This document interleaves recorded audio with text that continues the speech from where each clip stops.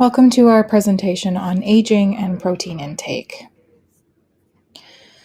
Protein is an important part of how our bodies function.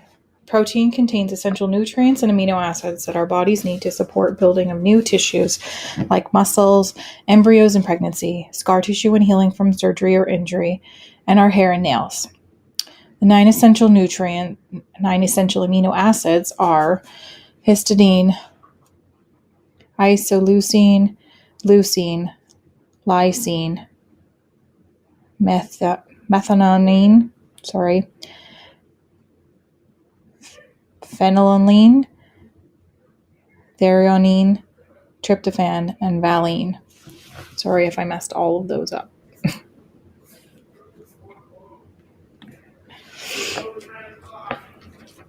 The body cannot synthesize the amounts of these amino acids sufficiently. There are also non-essential amino acids the body can make for themselves. So signs of protein deficiency.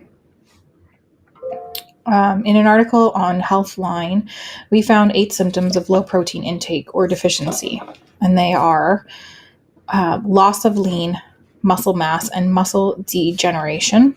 This is also called muscle wasting in the aging population. When our bodies are not getting enough quality protein, our body will take protein from the skeletal muscles in order to preserve our more important tissues like our organs and body functions. Next is bone fractures, breaks, and falls. They're all a sign of muscle wasting and loss of skeletal strength or sarcopenia. Protein helps maintain strength and density in our bones, and an insufficient protein intake has been linked to lower bone mineral density and an increased risk of fractures. Next is skin, hair, and nail problems. Hair thinning, faded hair color, hair loss, and brittle nails are all common symptoms, although usually they're associated with a severe protein deficiency. Next is fatty liver accumulation in the liver cells. This is common in the obese and those who consume high volumes of alcohol. It can also become fatty liver disease over time. Studies suggest fatty liver becomes prevalent due to the impaired synthesis of fat and fat transporting proteins like lipoproteins. Next is edema, which is swollen and puffy skin generally accumulated in the abdomen. This is a severe sign of protein deficiency and generally not found in developed countries like Canada. It's also called kwashiorkor.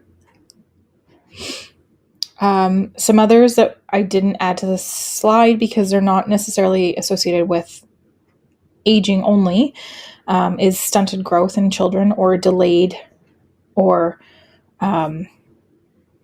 preventative growth. Increased severity of infections. So consuming too little quality protein can impair your body's ability to fight off infections and reduce your immune response. And the last is an increased appetite or calorie intake. This is generally found in less severe cases of protein deficiency, and this is more of a issue due to the day and age we live in, where low quality, high calorie foods are available everywhere we look.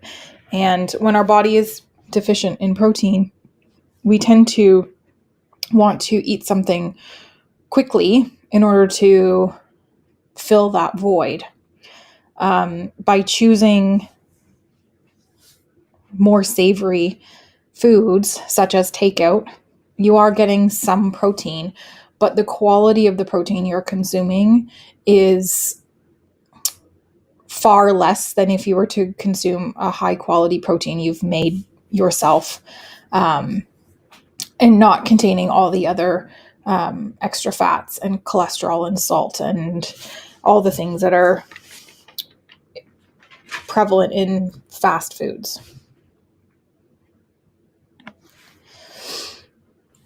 So With aging, our bodies naturally lose muscle mass. The intake of protein becomes difficult because as we age, mobility and overall health lessens. This can be avoided by taking care of your body and your health throughout your lifetime. Regular exercise, consuming healthier foods, making better choices with foods. Definitely enjoy what you're having, what you're doing, but be aware of the things that you're putting into your body. I know with older folks, shakes and supplements are generally kind of how they get their protein intake, but this is not enough quality protein, and they should only ever be used to top up the protein that is we're trying to get into older adults, especially in long-term care facilities. And the intake of macronutrients that are fats found in quality protein is needed to maintain muscle mass in order to continue leading an active and mobile life. Protein is very important for seniors and the chronically ill. With age, our bodies are less able to use the protein we consume. Protein is important for recovery from illness, surgery, and or injury because our bodies use quality protein and the amino acids found in this protein to repair the tissue that is damaged and to aid in the recovery from illness. Older adults who are hospitalized and who live with chronic illness need more quality protein in order to recover. If there's no quality protein intake, the patient can become deficient very, very quickly.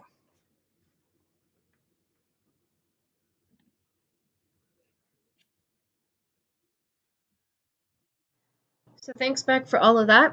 Hi guys, I'm Steph, and I'm the other half of this project, Aging in Protein.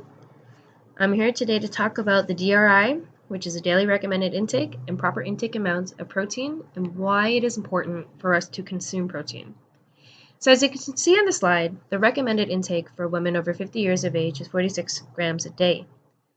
For the men, it is 56 grams a day.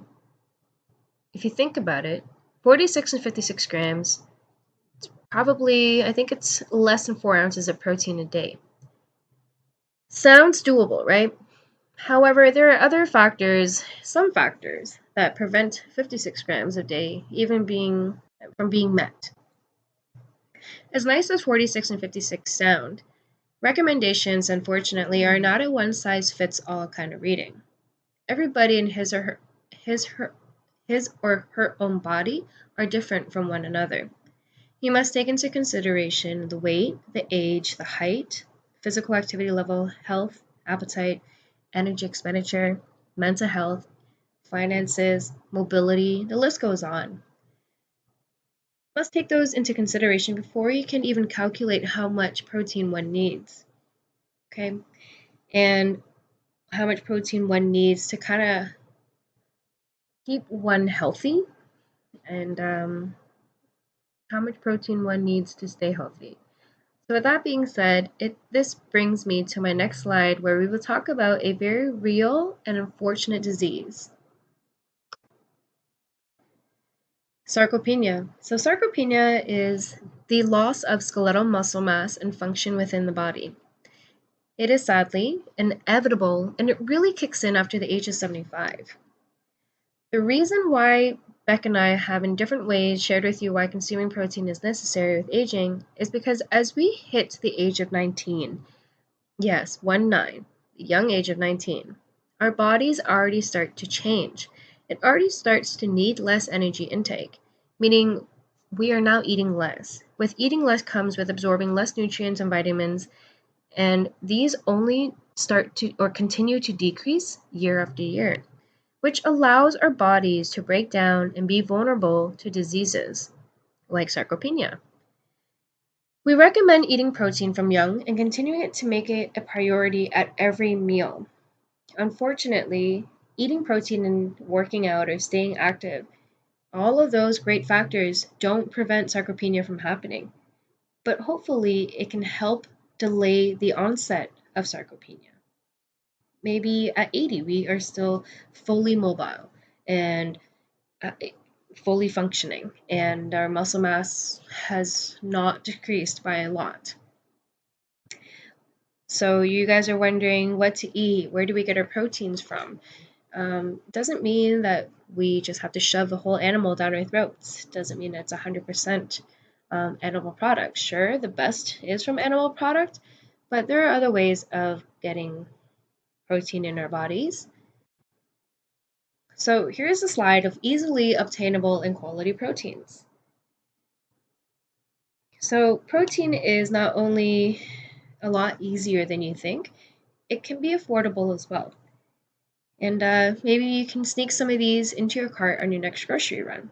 Swap out some milks. Maybe swap out your 1% for a full fat milk or whole milk.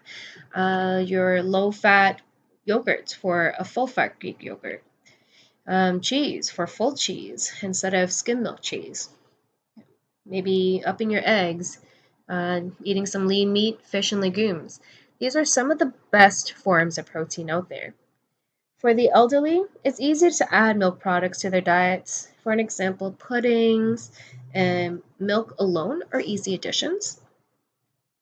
Another way to ensure you have enough protein throughout your day is to eat protein throughout the day, not just at one meal. Don't cram all of your protein in breakfast or lunch or dinner.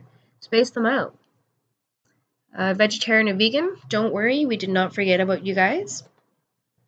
We actually have a slide for vegans and vegetarian diets here. So because vegan diets already lack protein to begin with, you can still maintain adequate levels of essential amino acids and the lifestyle of your choice, as long as you consume proteins, whole grains, and unprocessed foods. We also recommend eating 1.8 times more than a Mediterranean per se to obtain the required amount of protein levels required. The best way to eat for vegan or vegetarian is to eat complementary proteins like legumes and grains together to give the body the essential amino acids needed. So to wrap this project up, protein is not only good for you, but it is important and much needed as well. To maintain muscle mass and proper bodily function as we age, we tend to require less energy and intake and making absorption of certain nutrients and vitamins a little trickier. Sarcopenia is inevitable, but maybe we can help delay it for as long as we can by consuming the proper amounts of protein needed. No matter what your lifestyle is, no matter what diet you choose to live your life by, there are ways to ensure you get protein, the proper protein, into your body. And I hope that through this project, we showed you a thing or two of how to do so. Thanks, guys, for your time today. We appreciate it. And I hope that we hope that you got something out of this presentation. Thank you. Stay safe. Take care.